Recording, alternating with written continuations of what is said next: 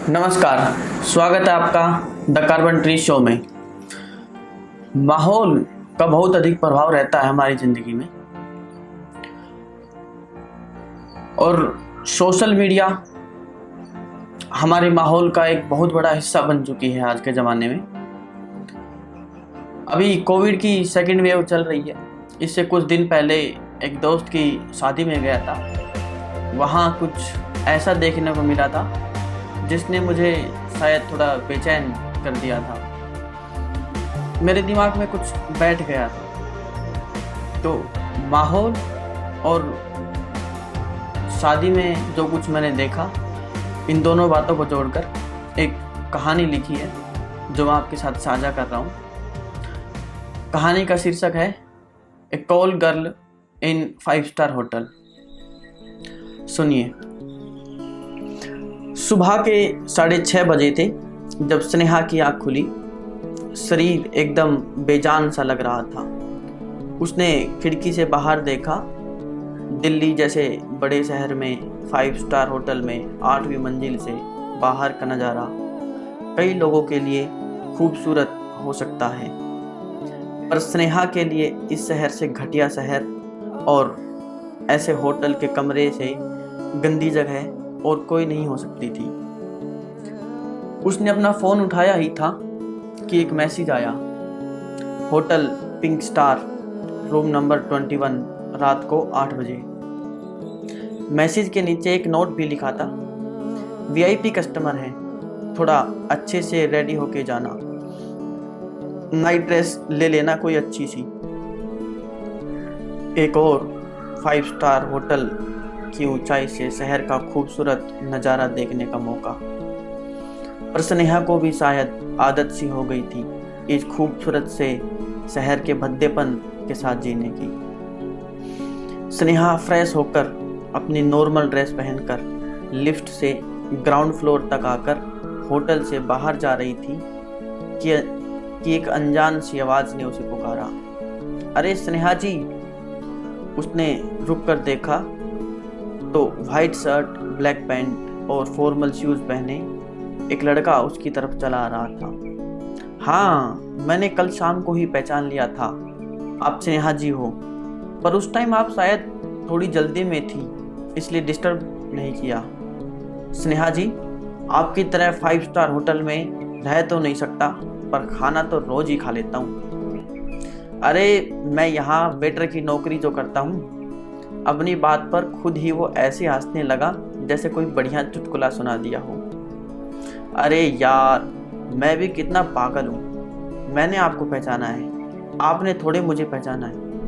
मैं श्याम, कॉलेज में first year में आपका क्लासमेट था, फिर फर्स्ट ईयर के बाद ही कॉलेज छोड़ दिया था। श्याम को ध्यान आया कि वो अकेले ही बोले जा रहा है। स्नेहा को तो बोलने ही नहीं दे रहा। थोड़ा झेप कर चुप हो गया। हालांकि स्नेहा ने उसे देखते ही पहचान लिया था, परंतु फिर भी वो उसकी बातें चुपचाप सुने जा रही थी। शायद बहुत दिनों के बाद किसी ने उसे स्नेहा नाम से पहचाना और उसके काम के अलावा किसी टॉपिक पर कोई बात बोल रहा था। हेलो श्याम, इतनी भी भुलक्कड़ नहीं हूँ, मुझे अच्छे से याद है। मेरे साथ लड़ाई करने के बाद ही तुमने कॉलेज छोड़ा था। आई एम सॉरी यार, मैं सच में बहुत रूड थी उस टाइम। बहुत उल्टा सीधा बोला मैंने तुम्हें। अरे स्नेहा जी, उसके लिए तो थैंक यू बोलना है आपको। आराम से बैठकर बातें करेंगे। आज शाम को फ्री हो क्या? बहुत सारी यादें ताज़ा हो गई कॉलेज की। बहुत मन कर रहा है बातें करने का। साथ में इधर ही खाना भी खा लेंगे। शाम को अचानक एहसास हुआ उसने कुछ जल्दी ही स्नेहा को डिनर पे इनवाइट कर लिया था। अच्छा, आज नहीं तो कल या जब भी आप फ्री हो और आपका मन करे तब। शाम को याद आया वो फिर अकेले बोले जा रहा है लगातार। फिर झेप कर चुपचाप खड़ा हो गया। आज शाम को तो बिजी हूँ, एक ज़रूरी मीटिंग में जाना है। ये बात कहते हुए स्नेहा श्याम से नज़रें नहीं मिला पा रही थी। गला थोड़ा रुंधने लगा था, जैसे बहुत दिनों तक गैर लोगों के बीच रहने के बाद अचानक कोई अपना दिख जाए तो हम भावुक हो जाते हैं। दोस्ती नहीं रही थी कभी स्नेहा की श्याम के साथ, पर इतने सालों के बाद श्याम के जताए हुए अपनेपन के भाव ने उसे अंदर तक छू लिया था। दुख और संघर्ष के समय में दिखाई हुई थोड़ी सी सहानुभूति हमारे मन पर बहुत अधिक प्रभाव डालती है। स्नेहा ने श्याम के साथ अपना मोबाइल नंबर एक्सचेंज किया और जल्दी से निकल गई। शायद उसे एहसास हो गया था ज़्यादा देर तक वो नॉर्मल बने रहने की एक्टिंग नहीं कर पाएगी। स्नेहा ने कैब बुलाई और ड्राइवर को म्यूजिक बंद करने को बोला। यादों का एक तूफान सा उमड़ रहा था दिमाग में। 12वीं क्लास के बाद एंट्रेंस एग्जाम में अच्छी रैंक और फिर शहर के टॉप कॉलेज में एडमिशन होने के बाद कितनी खुश थी वो। फर्स्ट ईयर में जब टीचर पूरी क्लास का इंट्रोडक्शन लेते थे तो बड़े गर्व से बताती थी, my name is Sneha Agrawal and my all India rank is 97। ऐसे ही इंट्रोडक्शन में जब श्याम की बारी आई तो वो चुपचाप गर्दन झुकाए खड़ा था। टीचर ने दोबारा पूछा, बेटा नाम क्या है आपका और रैंक कितनी आई? श्याम ने हल्का सा सर उठाया और बोला, मेरा नाम है श्याम सुंदर और मेरी रैंक है 5,63,135। क्लास के कुछ बच्चे मुस्कुरा रहे थे, कुछ आपस में कानाफूसी करने लगे। इसके बाद श्याम खुद ही बोल पड़ा, मैं शेड्यूल्ड कास्ट से हूँ। श्याम ने उसे नहीं देखा और स्नेहा उसकी तरफ गुस्से से देख रही थी, जैसे कोई अपराध कर दिया हो श्याम ने। पहले ही साल में जहां स्नेहा दोस्तों के साथ घूमना, फिल्में और पार्टी करने में व्यस्त थी, श्याम पढ़ाई में कमजोर होने के कारण किताबों से जूझ रहा था। परीक्षाएं हो चुकी थी, हर एक विद्यार्थी नर्वस था। कुछ ने पढ़ाई की नहीं थी, कुछ कर नहीं पाए थे और कुछ पढ़ाई में थे ही कमज़ोर। आखिर परिणाम आया। क्लास में ज़्यादातर बच्चों की एक ना एक पेपर में रीअपियर आई थी।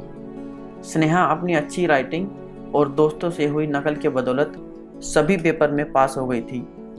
बस एक श्याम ही था जो 6 में से 5 पेपर में फेल हो गया था। मैडम आपका स्टॉप आ गया है, ड्राइवर ने बोला तो स्नेहा ख्वाबों से बाहर आई। ड्राइवर को पेमेंट करके उसने फ़ोन से ही खाना भी ऑर्डर कर दिया। आज मन ही नहीं हो रहा था उसका कुछ भी काम करने का। सीधे बिस्तर में जाकर गिर गई और याद करने लगी बीते हुए दिनों को। क्लास में कोई नहीं था जब श्याम और टीचर के अलावा स्नेहा अपने दोस्तों के साथ क्लास में आई थी। श्याम टीचर के सामने गिड़गिड़ा रहा था, सर प्लीज़ 2 नंबर बढ़ा दीजिए, मैं एक और पेपर में पास हो जाऊंगा, नहीं तो मुझे 5 पेपर दोबारा देने पड़ेंगे। बेटा मैं ऐसे मार्क्स नहीं बढ़ा सकता, अब प्लीज़ मुझे जाने दीजिए। और टीचर क्लास से बाहर जाने लगा।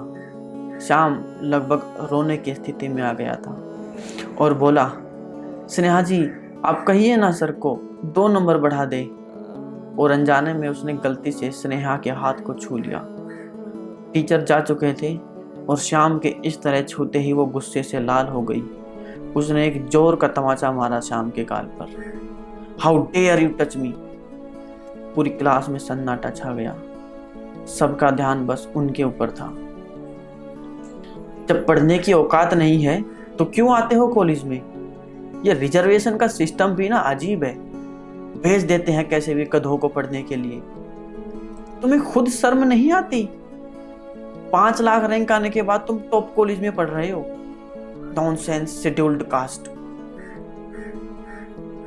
श्याम का सेल्फ कॉन्फिडेंस तो जैसे पहले ही खत्म हो चुका था।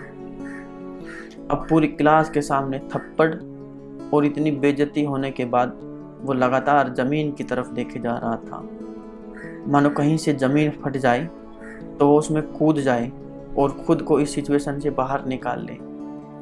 लेकिन ऐसा हुआ नहीं। बस 2 आंसू उसकी आंखों से लुढ़क कर जमीन पर गिर गए। 1 मिनट तक कोई कुछ नहीं बोला। फिर अचानक शाम जैसे गुस्से में फट पड़ा हो। आपने कौन सा एंट्रेंस एग्जाम दिया था स्नेहा जी, संपन्न परिवार में पैदा होने के लिए? रिजर्वेशन तो आपको मिला है बचपन से, अच्छी फैमिली, अच्छी गाइडेंस, बिजली, पानी, अच्छा माहौल, हर तरह की सुख सुविधाएं, सब कुछ तो मिला है आपको बचपन से बिना कोई एंट्रेंस एग्जाम दिए। भगवान ना करे ऐसा हो, पर कभी रहना पड़े ना उस माहौल में जिसमें हम रहते हैं, तो पता चल जाएगा आदमी इंसान पैदा होकर गधा कैसे बन जाता है। और फिर चला गया था वो क्लास से बाहर आंसू पोंछता हुआ। फिर कभी वापस नहीं आया लेक्चर अटेंड करने, एग्जाम देने या मार्क्स बढ़वाने। दरवाजे पर डोरबेल बजी तो स्नेहा का ध्यान फिर से टूटा और उसे एहसास हुआ कि तकिया गीला हो चुका था उसके आंसुओं से। उसने चद्दर से आंखें पोंछी और डिलीवरी बॉय से खाना लेने चली गई। खाने से पहले एक बार मुंह धोने के लिए वो बाथरूम में गई और शीशे में खुद को देखा तो वहीं खड़ी रह गई। कितना नाज था उसे इस खूबसूरत चेहरे पर, कितना अभिमान था उसे अपने शरीर की सुंदरता पर। किसी ने गलती से छू भी दिया तो आग बबूला हो जाती थी। और एक आज का दिन था, उसे खुद भी याद नहीं कितने भेड़िए नोच चुके हैं इस बदन को। बस एक कीमत अदा करो और फिर करो जो मर्जी करे इस खूबसूरत नाजुक बदन के साथ। कितना दर्द, कितना अकेलापन, कितना अफसोस और कितनी आत्मग्लानि से भरा था ये पल। जिंदगी भी ना बड़ी अजीब सी होती है। कभी लगता है हम जिंदगी जी रहे हैं, पर कभी कभी लगता है जैसे हम नहीं, जिंदगी हमें जी रही है। लगता है जैसे हम तो बस कठपुतली हैं जिसे ये जिंदगी न जाने क्या क्या करवाती रहती है।